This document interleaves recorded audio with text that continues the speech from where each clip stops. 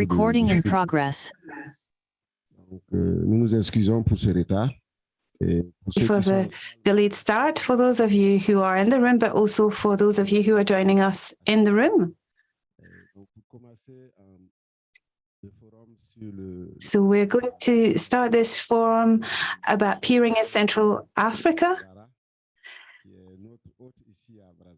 I would like to welcome our host in Brazzaville, Ms. Mbara. So welcome to Chancel Mbara.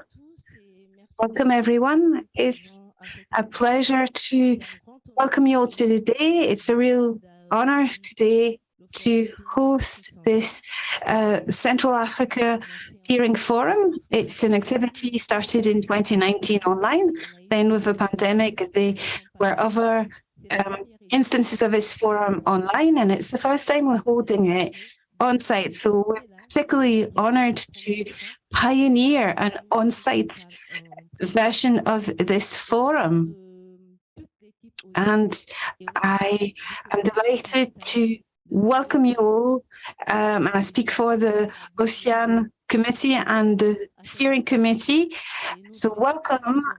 We hope that this event will be very productive, interactive and engaging. Today we have the privilege of having the president of France6, Mr. Frank Simon, who's always been very involved in this kind of events and who's been supporting Congo.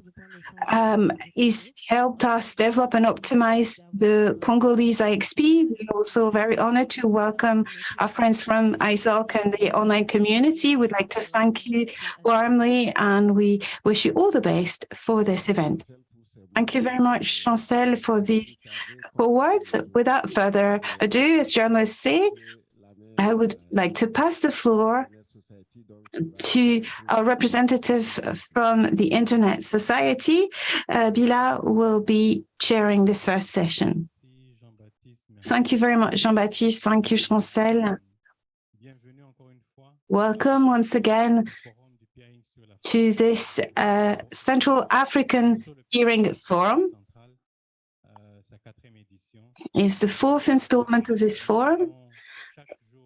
Each of the 2 days, so today on the 26th and tomorrow on the 27th, we will have 4 sessions. An hour and a half will be dedicated to each session. And the first session today will enable us to welcome Samuel Piolet from France6. And Samuel is our keynote speaker, and he will give you an overview of the situation in Central Africa, looking at IXPs, and looking at the evolution since 2020 of the first installment of our forum, and what has changed, what challenges we faced, what is happening in other sub-regions of the continent. He's very experienced. He's working for France6.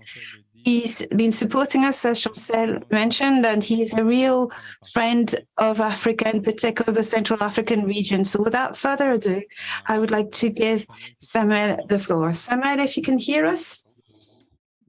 Yes, I can hear you. The floor is yours. Hello. I don't know if there's any echo. I am in a room on my own. I hope it's not too echoey. I feel it sounds like I'm in a cathedral, sorry. I'm going to share my screen with you, if you just give me a moment.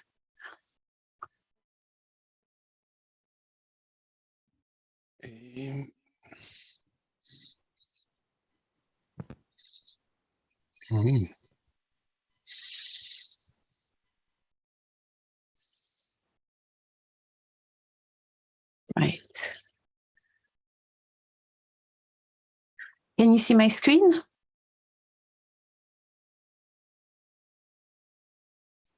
Yes, we can. So, the idea behind my presentation is to give you an overview and to take stock of a situation. And I did that already last year. And to do so, I need to give you a bit of a background on my own pathway. I created an IXP in Lyon, then it merged with France. Franck Simon is amongst you and myself. I'm currently contributing from Romania, so it's a wide network, wide-ranging network, and I'm going to paint a picture of this situation. What's most important on this slide really is that we're not here to teach you anything. We're just sharing the experience of creating things you're developing in your countries. The only thing we can really contribute really is saying, oh, we feel that that might be a mistake, and here's the reason why. But we don't necessarily have preset solutions for you, just experience to share. So, as ChatGPT is trendy, can put it as presentation mode there. There you go. I decided to ask ChatGPT the following question, saying, I'm a ministerial agent in a Central African country. I want to convince my minister, prime minister, and head of state to create an IXP. Can you give me 5 simple advice for someone with no technical knowledge and recommendations? And that's what ChatGPT came up with, and I assure you I didn't tamper with the answers. So for use of an IXP, arguments in a sense, improved local connectivity, resilience and security increased, reduced costs, attractiveness of investments, and development of the e-industry. As to what to do, raising awareness and engaging with stakeholders, creating a legal and regulatory framework, developing a governance model, setting up infrastructure and equipment, and reinforcing local capacities. And when I read that, I think, well, that's it. That's sorted. It's a great summary of what you have to do. Now, obviously, there needs to be some adjustments for each region, for each country. There might be several IXPs. There might already be stakeholders. So some adaptation is necessary. So let's look at Central African IXPs. Well, what's an IXP? I would like to start by stating something that needs to be said. It's not a really technical project. It is really about planning, and it's key to further the sovereignty and autonomy of a country. And I've said it before, I think it's the cheapest investment. It's the smallest of a great project, so it doesn't cost much compared, for instance, to building an airport. But in terms of infrastructures, it's essential because it will have the same impact as building an airport. In Central Africa, we see quite few IXPs, but it's a good basis and there's scope for development. And remember that if there's no IXP in your country, bear in mind that it's going to make it difficult for the local digital economy to thrive and even develop. Besides, internet is a loss of currency, a loss of money, and a loss of sovereignty. You have to pay for it. If there's no local internet, if there's no IXP, if there's no local network, internet has got to be bought by the state. It's a loss of money. There's no value generated. Any use of internet is money that goes abroad. And internet service providers will have to pay for costly fees to get access to the service, and it's the same for data centers. So Africans know that they have the largest continent in the world. Other parties don't necessarily realize that. In terms of planning in other continents, the importance of Africa is often underestimated.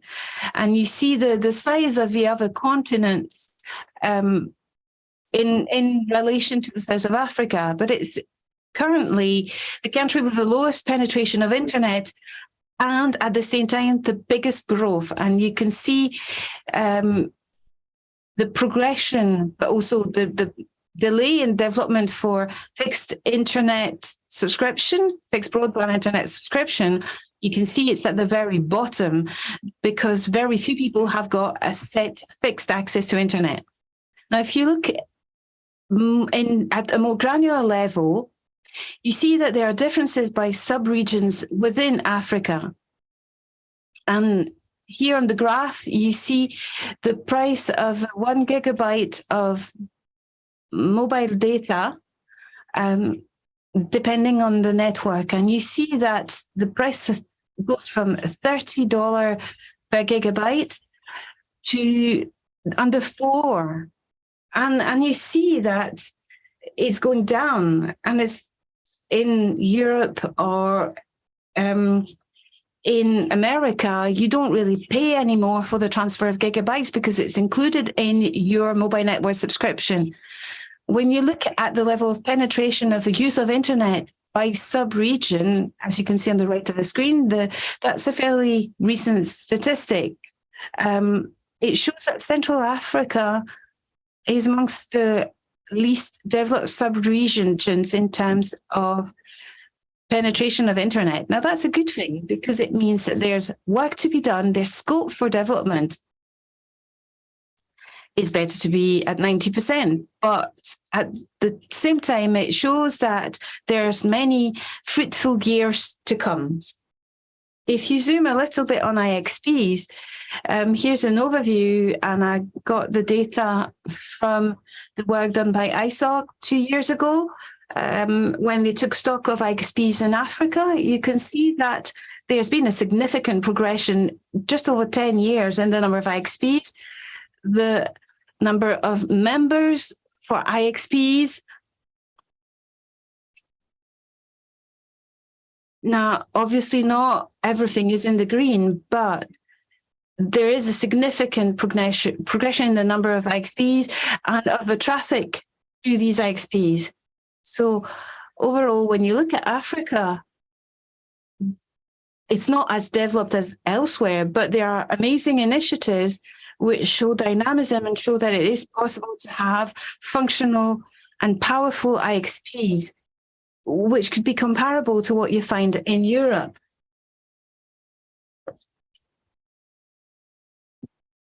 It says ECAS, but it's mostly Central Africa. And you can see that in the ECAS region, there are a number of countries that don't even have an IXP yet. So, for instance, Angola or DRC have very developed infrastructures. You see that there are free IXPs, free IXP hubs. So you can see a very clear progression for these, and especially in terms of traffic, in terms of thousands of gigabits. We've reached, for instance, 50,000 gigabits for Kinix in DRC. And I checked the website of each IXP. And what I've noted is that there's a global communication problem. They're not communicating enough about what they do. And it's a shame because wonderful things are happening, but they're not showcased to the world. And that's one of the points on which progress can be made. IXPs tend to be seen as national IXPs, and we're forgetting the international dimension of IXPs. Unfortunately, there are countries that still don't have IXPs. For instance, there's a country that hadn't picked up last year that has an IXP with Chad. We see that in this sub-region, Angola and the DRC are the leaders in the field. There's a new cable crossing the Atlantic that is landing in Cameroon. We've seen that in Nigeria before. And it's interesting because it's the first cable that is landing in a French-speaking country, so there's scope. One of the issues with IXPs, one of the major issues, is the connection within the country, but also across countries, cross borders. You can see two borders pointed out on the screen. There's a border and there's no connection between the two networks. It's quite tricky to create land ties between countries in Africa. So quite often connections from one country to the other goes through sea cables. And it really slows down local uses. And I mean, when I say local, it's collaboration with neighbors. We shouldn't think in silos. There's a lack of data centers in the sub-region. There's a lack of knowledge, a lot of training, and ISOC is trying to work on it.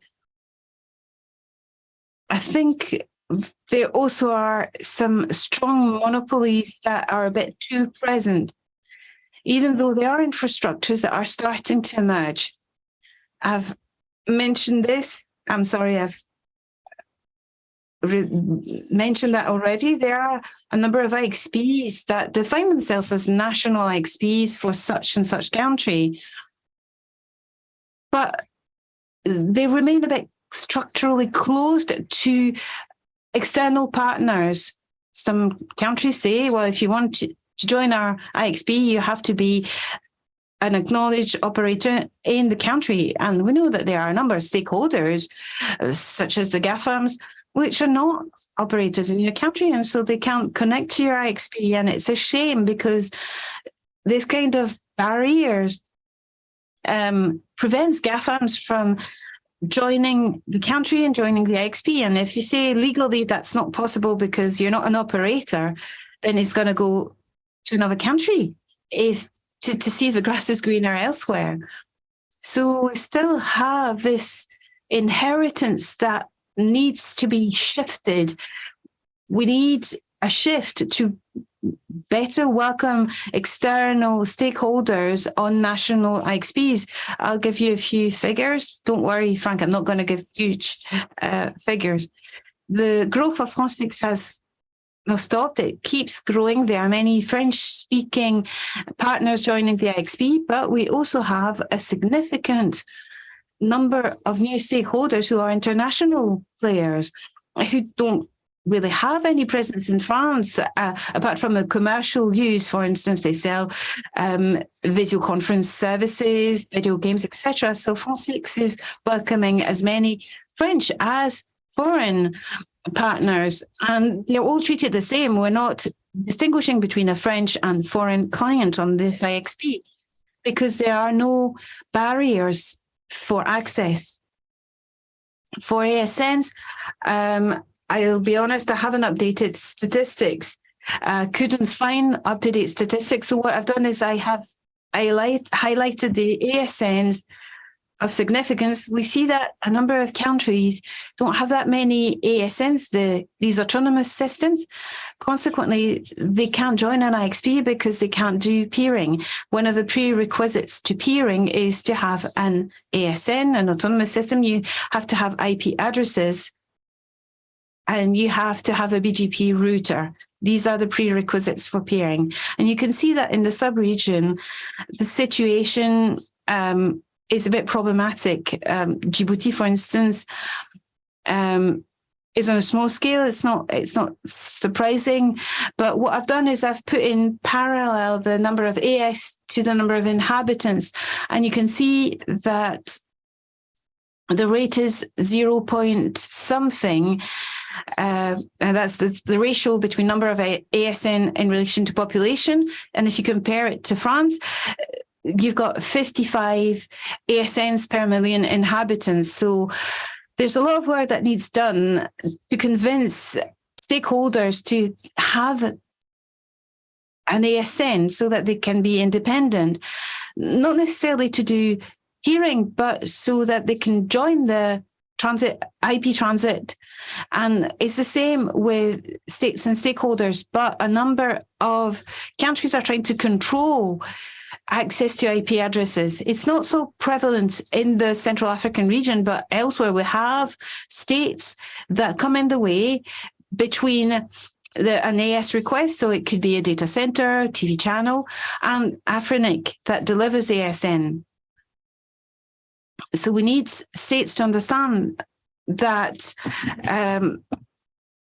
there should not be such hindering regulatory issues. We can't imagine having a hospital needing to declare itself as an operator to have access to an IP address. It makes no sense. Another issue that you can see illustrated is the issue with communication. I mentioned it in passing already, and you see on the screen that there are a number of countries, quite a few countries that don't have IXPs.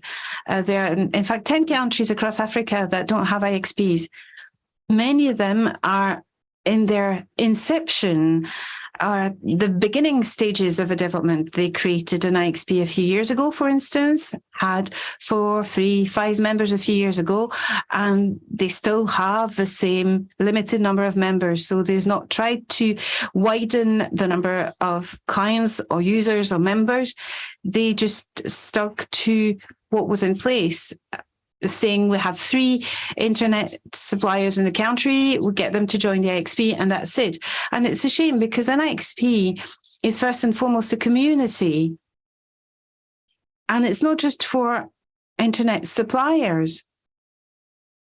In Africa, there is an issue with communication, outward-facing communication. Even myself, and I'm looking at many countries, I'm struggling to work out whether IXPs that work. For instance, Tunisia has an IXP that works well, and yet it's not listed as a country with an IXP. So there's real issues with getting the information.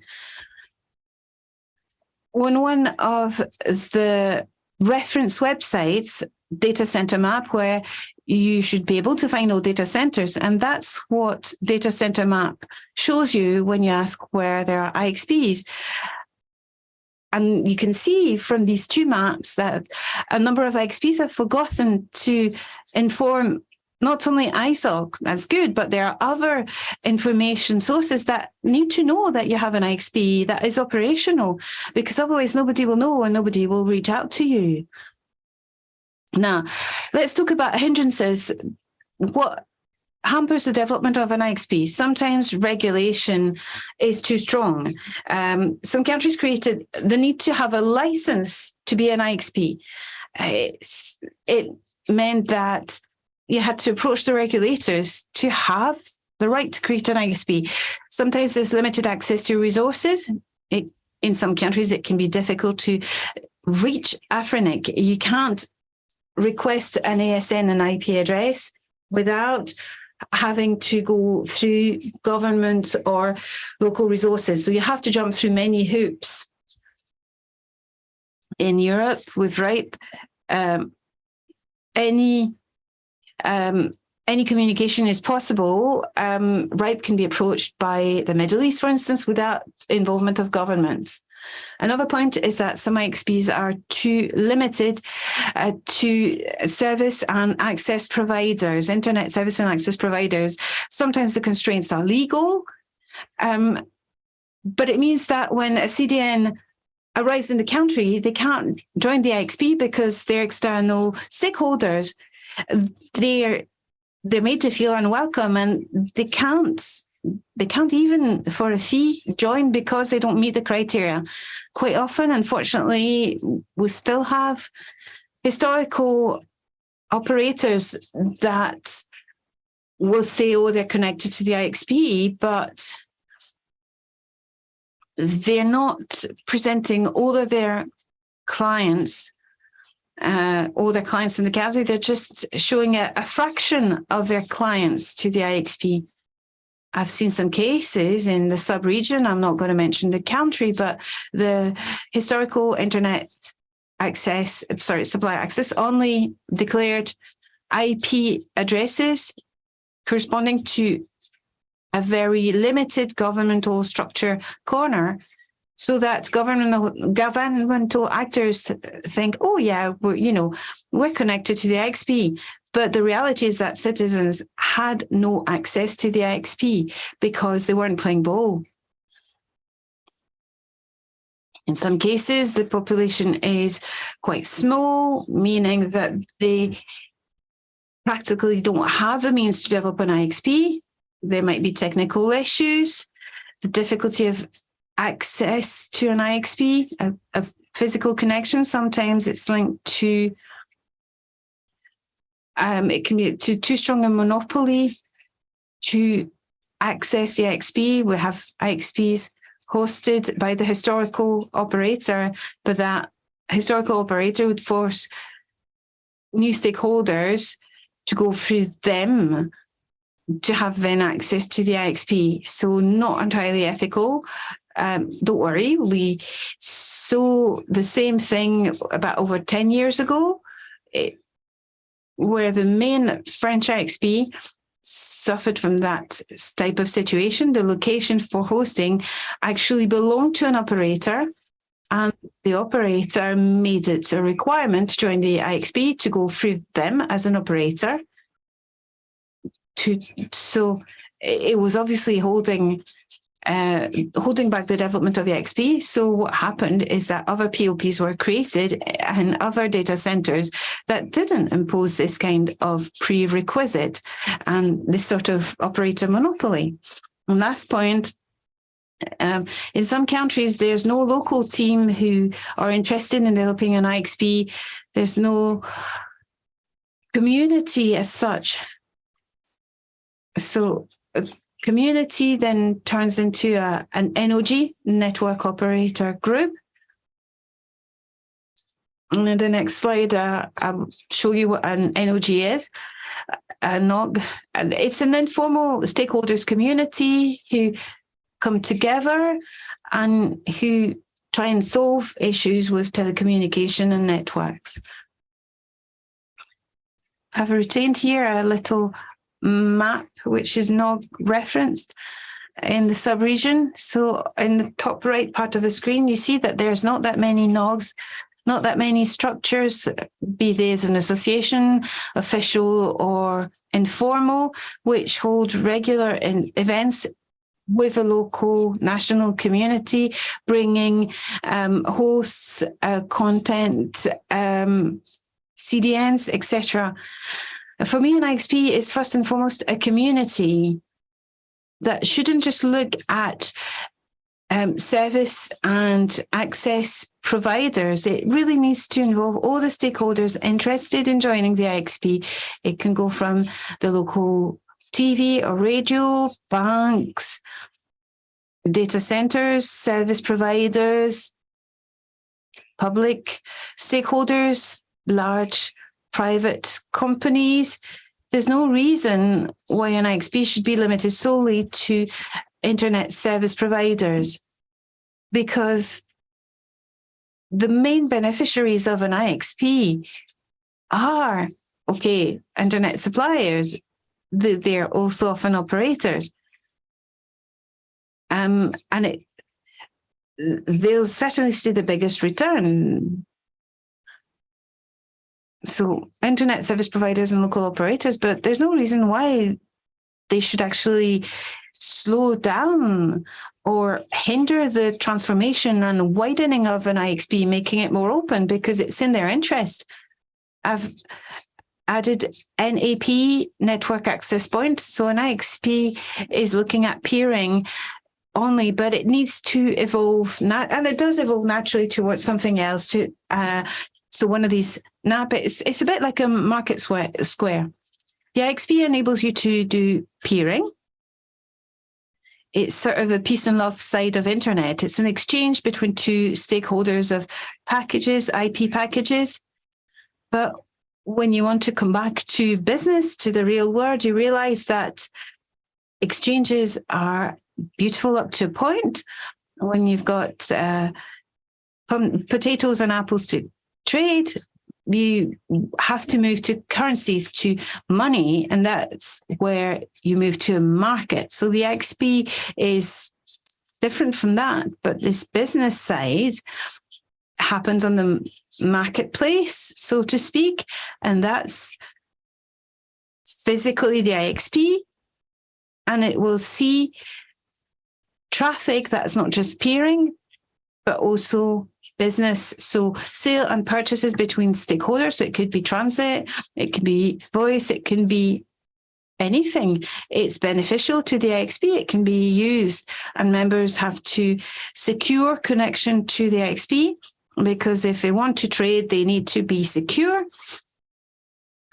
As a businessman, I want to have 2 POP, secured ones, and it's the same as a client. If I'm purchasing a service, I want it to be secure, and I want to have 2 point of presence to make sure that I can reach my supplier.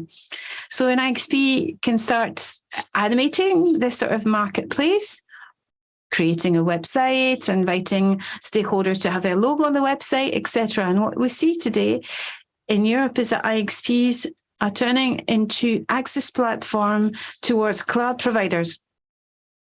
Not just the big American clouds you can think of, but also national clouds, which, thanks to the IXP, will be able to reach a wider network of clients without, in each instance, to have to create a direct connection to the client, because it would make the cloud not viable economically. I'm almost done. I'm going to wrap up by looking at scopes for development, and IXP needs funding because it will take a few years. It might even never generate money. It's not necessarily a money-making scheme, but then you could say that, is an airport ever going to be a state investment that generates money? It has to be neutral.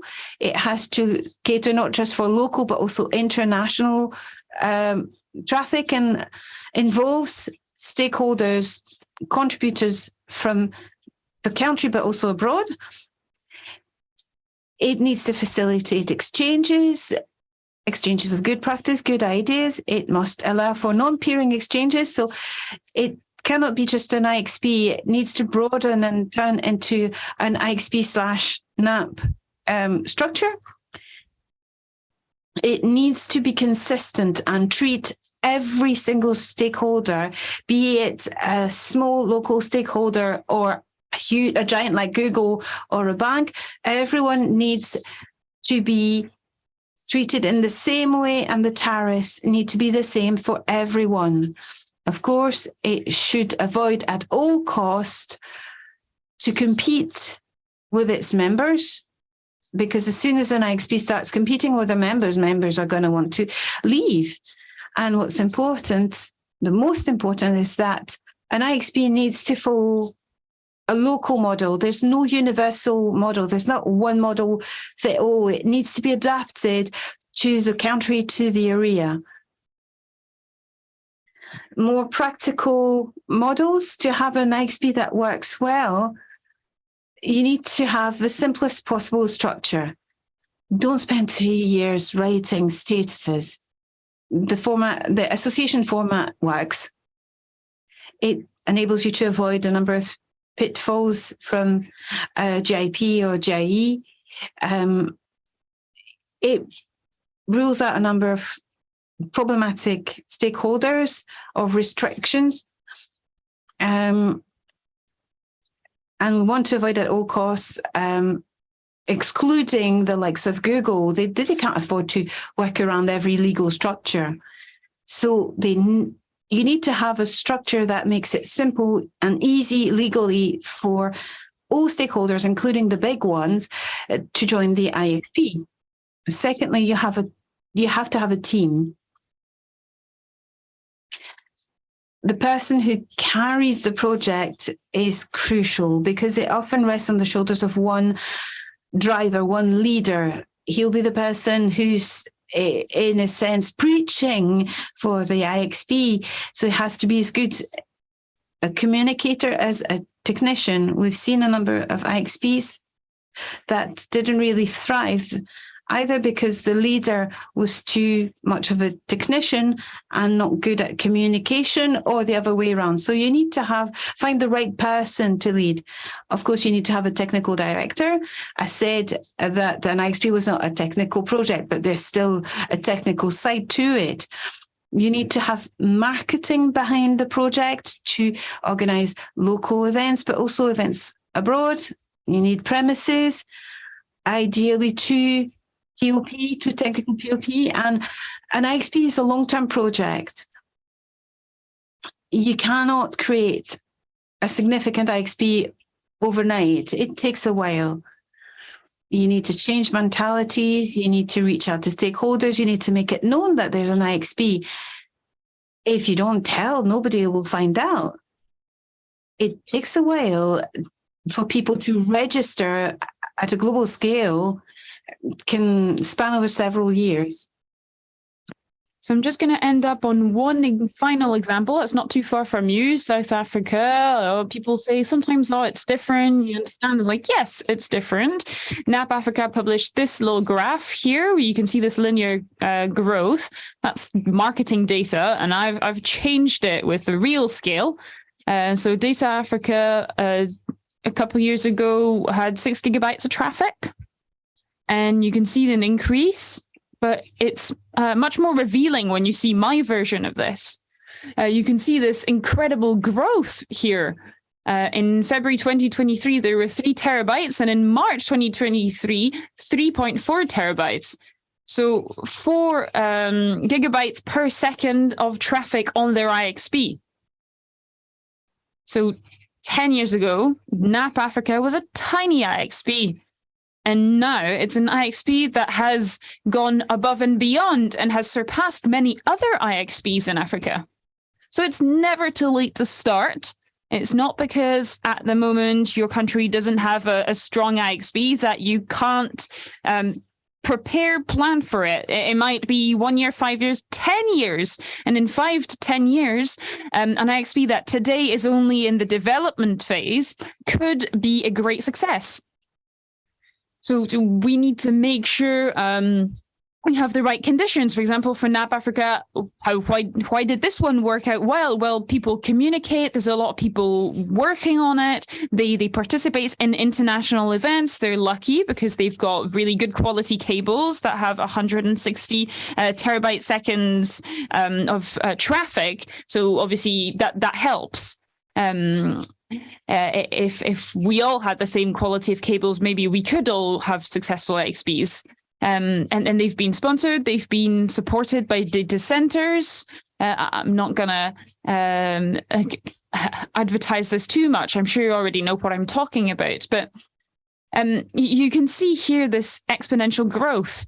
And I think that maybe we're only at the start of this exponential growth for NAP Africa. But only time will tell. So that's all for my presentation. For those who followed last year's presentations, it was mostly the same one. Things haven't changed enormously since last year. We were coming out of the COVID-19 crisis, and the world of IXPs doesn't have exponential growth every single year, but we can see that some IXPs are well established or working really well. Some countries, however, don't have any IXPs still. Each country chooses to have or not have an IXP. And it shouldn't be foreign actors who decide to create an IXP, but as we saw with the final example, it's not because in 2014 on one specific IXP things aren't necessarily working out. They were in a specific situation, 6 gigabyte, 2014. That wasn't too bad, you know, that's decent traffic, but we can see nowadays, today, that things have improved drastically. So I think that it's a good idea to kind of have that as a goal, for example. And that's all for me for my keynote speech. Thank you very much, Samuel. Can we give him a round of applause? Thank you very much. I'm sure we'll have many questions for you, but before diving into the questions, we just wanted to recognize ICANN, Pierre Angenot, the Vice President, who's here with us today. With his whole team. So he's Vice President for the engagement of stakeholders in Africa. And we've got Isit Apano, who's a representative also. So we just wanted to recognize the presence of ICANN. Round of applause for them. And we've also got a special partnership with ICANN on a project called the Coalition, the Digital Coalition. So it doesn't necessarily translate in French, but the Digital Coalition. I don't know if there's something you'd like to say before we start the Q&A. Thank you very much. Thank you for giving us a chance to follow this presentation. We're very glad to be here. Thank you very much to all our friends, colleagues present today. I have some questions, but I'm not going to ask my questions today.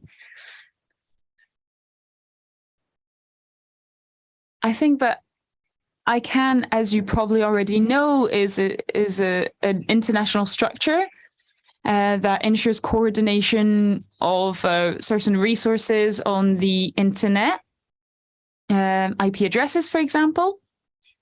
And we also have a great interest in connectivity. We don't deal in cables, but we strongly believe that there are certain mechanisms that can allow us to improve and facilitate connectivity and reduce latency. So these things have already been mentioned. There's some fundamental things that we need to deal with, and I think traffic is one of them. I think it's things we need to grasp, and it's not by just staying with existing models since independence with specific networks or and you move from the north to south. I think we now needed to create our own systems. We work on DNS infrastructure, and I think that is something that's fundamental for the internet.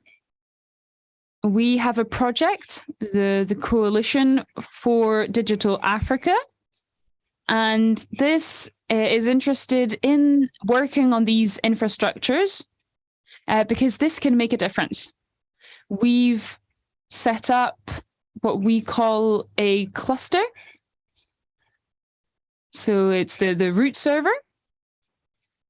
We've also installed different servers in Kenya, and we're about to install some more elsewhere. And we've seen proof that actually we can work on data traffic. So we implemented this in East Africa, and we've seen a difference and differences in the way traffic functions. So you can play on different mechanisms, different things. And I think in Asia, Southeast Asia, things have been dealt with properly. It's things that we need to bear in mind. We're very happy with the work that's been done so far. And we want to intensify these IXP issues in Africa. And that's why we're here. And we just wanted to reinforce what's been said. And we need to keep thinking about all of this because there are some issues, especially around governance for IXPs, I think. So yeah, I don't know if there are any questions, but thank you very much for your attention. Thank you very much, Pierre Giangino. Maybe I'll give Franck Simon a couple minutes. He accompanied the CAFP for a couple years. Hello, everyone. Yes, I've been with the with Congo since the start of the forum project. I think I'll get a chance to talk about governance tomorrow. That's already been mentioned. But we were planning on giving a little well, there's been a little overview of the different issues that exist with IXPs, but we've not touched upon governance as much. We can't spend ages writing up all the statuses, but you still need to get the basics right. in France we worked as an association, and tomorrow I'll touch upon the governments and how all of this is being shifted and modified now when the project reached maturity, because we needed to make to evolve. And we saw that there's some mistakes that need to be avoided, but then there's also the cost and what you need to do, and what things might need change. So we've stayed as an associative system, but you'll see in my presentation tomorrow that sometimes you can also evolve onto a marketplace system and model. It's a natural evolution, I'd say, and the difficulty is to see how this marketplace can exist while not creating competition. There might be certain mistakes, but then it's also correcting things as quickly as possible. And that's what we did, because typically these days we have suppliers who ask us to take over from them so that we provide certain services. Some companies don't want to deal on an individual scale, and so they ask the IXP to take on certain tasks and certain services. So sometimes IXPs start completing the offers for service providers. So the IXP doesn't necessarily have an added value. That's not the plan. But sometimes there's certain specific skills that small players, stakeholders don't have or can't delve into, and therefore then they ask the IXP to maybe provide a specific skill. I'll touch upon this a bit more tomorrow, but it was just to give you a little sneak peek and a little nod to the conversations that are ongoing today.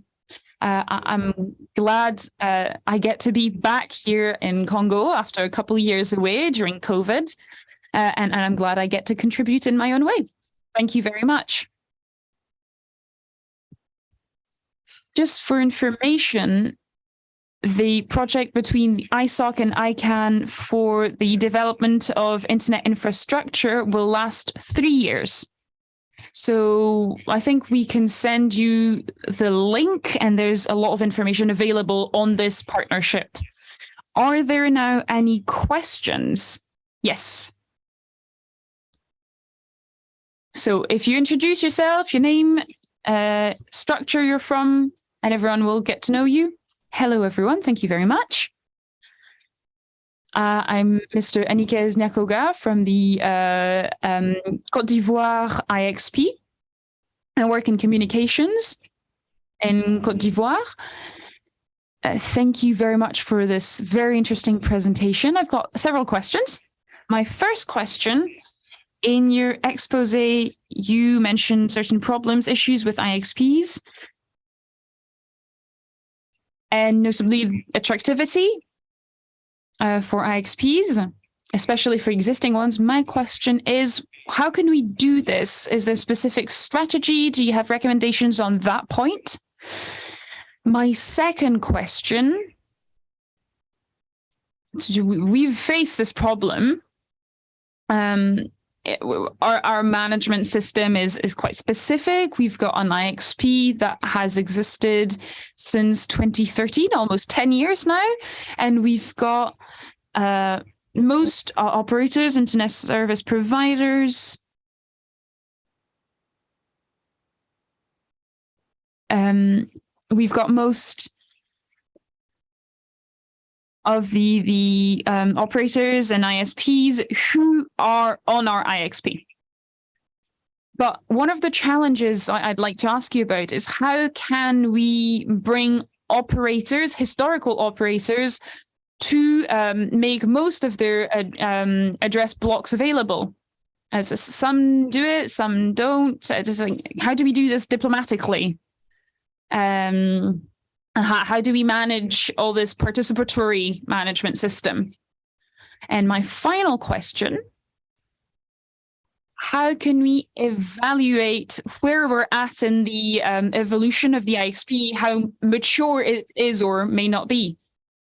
how can we know where we're at and how to get to the next level?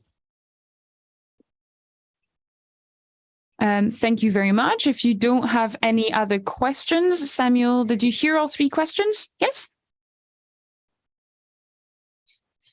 So if we go through the different questions, how to bring in additional participants, I think you're on the right path. I'm in Romania, and yesterday I was with Philippe Kwame and other stakeholders. I think 2 people were planning on coming, but there were some struggles with visas, especially with the EU having closed off some of its borders a little bit. I'm in discussions with some people. As soon as we want to participate in a meeting, I try and be there, but it's this question of visibility, having French, English events, and participating in as many events as possible. I think that's really the solution. I think you'll also meet Nico later on today, who was with me a couple of years ago in Romania. He's flown back to France, I believe. So I think he'll be talking to you from France. But yeah, participating in conference and not just participating in English-speaking events. He didn't speak much English in the past, but he's working on that. And he knows that for his country to be visible, he needs to participate in different events, conferences, RIPE events, Afrinix events, the AFPIF, and ISOC, obviously. And you need to leave your country and show that you're there. Yes, we're here. And yes, we're still here. And kind of remember all the things that you know about an IXP and say it and repeat it and present things yet again and again. We've got certain examples in the sub-regions where we've got certain technical issues. Some people say, oh, my website doesn't work anymore. And that doesn't raise trust, especially if the problems are ongoing, they never get solved. So call on the community. I know in Côte d'Ivoire, they do that very well. Some countries are more hesitant, maybe. Because of their honor or their pride, or they don't want to show that they're struggling, maybe. But in the world of IXP, there are so many resources. There's always going to be an IXP who's going to be willing to help, either by providing material equipment that they don't use, or help you out with access to CPU on a server. And I think Côte d'Ivoire is very interesting. They created an initial IXP that was a failure, and they tried a second time, started from scratch. They changed everything. They changed even the name of the IXP, because keeping the previous name would have kept the negative image associated to it. And so the regulator in Côte d'Ivoire started working again, relaunched this new project and said, I think that things are going quite well. And there's quite good growth. So this brings us to the second question that you mentioned, is how to kind of force operators to provide all their IP space, or the addresses, sorry. That is an issue, yes. You need to communicate, discuss, talk with people, because it is through communication that things will happen. And maybe have a mix of professional environments and more informal environments. Do this regularly, have multiple stakeholders from the operator who are present. And it's not that the operator will eventually give in, but maybe they'll decide, okay, we'll stop purposefully only giving them access to certain IP addresses. What you need to understand is that it mobilizes certain resources for them, pre-selecting which IP addresses they give you access to. This is more work for them. So it's counterproductive for them. It's counterproductive for the entire country. So there's no reason for them to not provide all of the addresses. So this will only work through talking this out. Communication, see if they start seeing that your IXP works and is well established, they see, yeah, like they'll realize it's only beneficial. Like you were in the first few ones to participate, but you only announce 5% of your clients. So there's something that's not right here. So sometimes you end up having to talk to a minister. Like if you had to go talk to a minister about this, they're not going to get it. So it's something. An IXP is not necessarily something that's technical. So it's about communication. It's about collaboration. You still need to maintain all the links and being on good terms with everyone. It's daily work. It's work on the long term.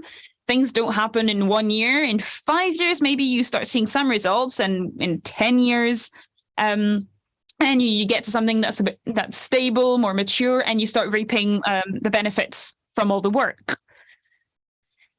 So around your question about where to gauge where you're at for maturity of your IXP, I think there's different criteria, marketing and different things, and then it give you a grade. I think I saw a system that had a mark out of 20 or on a scale of 100, but I think we could do things at the level of one IXP and think, okay, in my IXP on the technical aspect, I'm here, but these things still need to be done. And then on the marketing side of things, then we could have a category for finance, accounting, invoicing, because some of these aspects are crucial. And ideally, an IXP needs to be financially autonomous so that it can be free from any control or pressure that comes from another stakeholder or actor.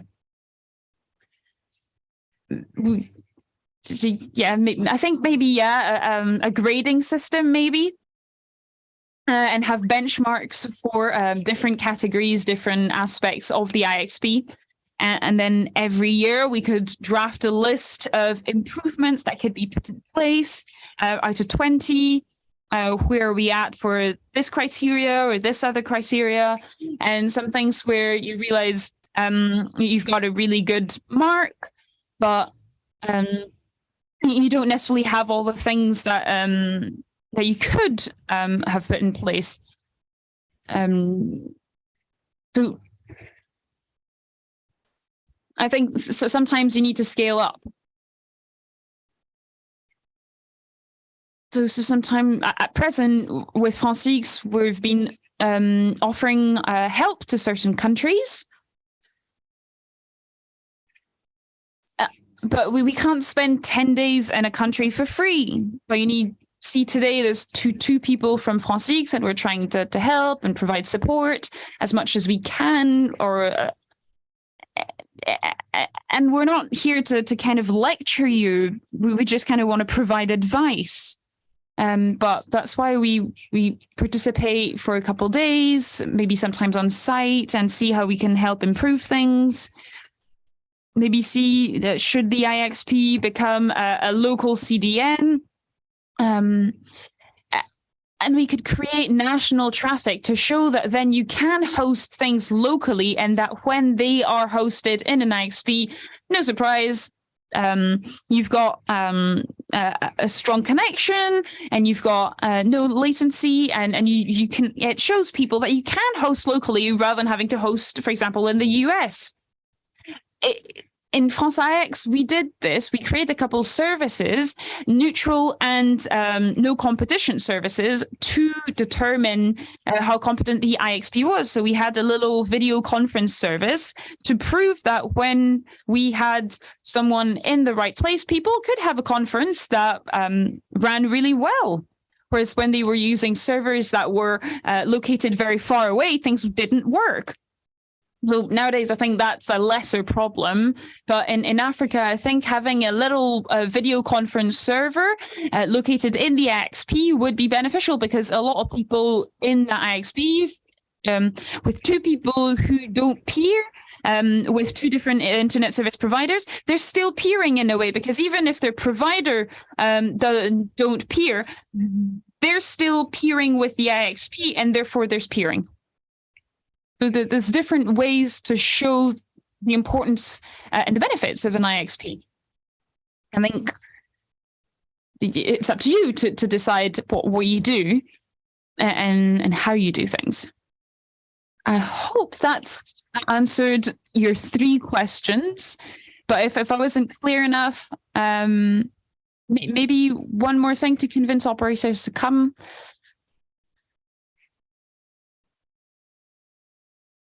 It's the human relations that are central to IXPs, because human beings are the ones who can decide to change a policy around routing.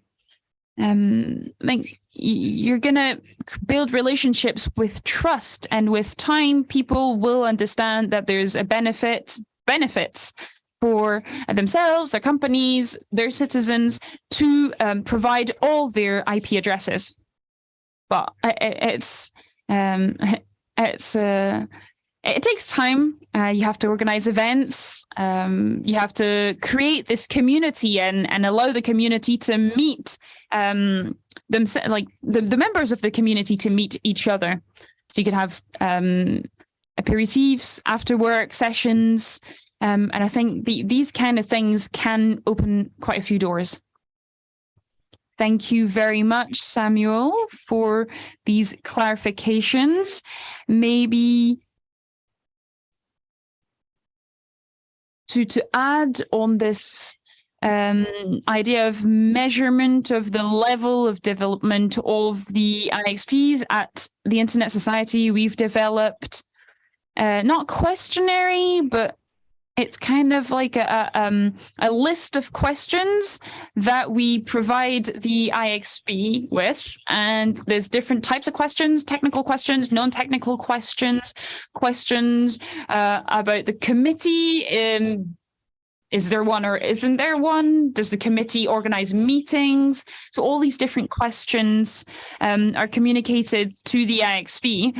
And once they provide answers to all these, this helps us kind of gauge the level of development of the IXP. We've got three main categories for development: the start or initial level, the category in development, and the category advanced. So that's what Simon was mentioning. It's the AMCs, the big geeks who are advanced IXPs, and that's the point where you have to reinvent yourself so that you can keep going forward. But most IXPs in Africa, I'd say, are stages 1 and 2, initial or in development. So we can share with you that form, that list of questions. It will be made available online in the coming days, no more than a week, I'd say. And it's freely available, and it's given to all operators in the IXP to self-evaluate. And from this questionnaire, I think the IXPs can determine their development plan. Do they want to focus on their technical aspect or their community awareness raising and engagement? So they can focus on different aspects, and we can provide support with that. Are there any other questions? If I may jump in to add to this point, with ISOC, about 10 years ago, we organized something similar. We weren't at the time in the same organization, but we worked on training and ran workshops in a number of African countries for the creation of IXPs. And what I observed from my own experience is that we were quite fortunate in that we were able to hold 3-day events. And in the same room, you had public stakeholders, for instance, the Interior or telecommunication ministries, but mostly internet access providers. And these gentlemen, as it tends to be men, were really like sitting and eyeing each other up, and you had little groups, like 3 or 4 people in one corner of a room and opposed to the other group. Most of these people had never met before. And what I often told people was that, I'm going to stay here. I'm not going to hit the town. If you'd like, let's have drinks, and I'll put it on my hotel tab. Now, believe me or not, after 3 days, these people who wouldn't even say hi to each other, were best friends. They were pals. Because initially they were eyeing each other up with reluctance because they were competition, but then they realized that they had a lot in common. They might have been doing the same job in different operators, and they had a lot to exchange. And I have seen countries that really developed because these technical people who'd met created partnerships, helped each other, and helped the system grow. So do not neglect the human nature, because it can really break down barriers.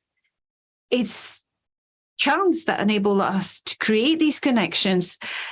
Even before the XP was created, we had created a sense of community, friendships, ties, and it's good memories as well. We had cases in Burundi, for instance, or countries similar to that, where people couldn't even imagine that they might have a conversation with their competitors. And within a space of a couple of days, they weren't the greatest of pals, but they had established a relationship of trust and envisaged partnership. And they ended by saying, well, why didn't we be before? I can't believe that. Well, thank you very much, Samuel. A round of applause for Samuel, please. Now, the presentation will be available on the website for the event. It will be there in the next few days. It will be there before the week is over. Now, if there are no other questions, we're going to move on to the second session. The second session is a session about sharing experience. Samuel painted a picture of the situation in the sub-region, but as you have seen, Central Africa has not IXPs, neither has Sao Tome, and Kenya. Kenya is, I think, the third one without an IXP. I'm sorry, I'm not quite sure it's the correct ones. So I think it's Central Africa, Equatorial Guinea, and Sao Tome. My apologies for the mistake. And they don't have IXPs. And as Simmer said, it's very simple. You just need an internet switch and the right stakeholders, the local community. They get together and work together. So in the second session today, we're going to give the floor to the Congolese IXP. And today we're welcoming Boris Lekibi, who's from MTM, but he's also the representative and coordinator for the technical committee for the CGIX, the Congolese IXP. So he will say a few words and talk about the IXP from Congo. You're a network operator. He's a contact to identify. You're in the room, you'll be able to exchange with him and share more about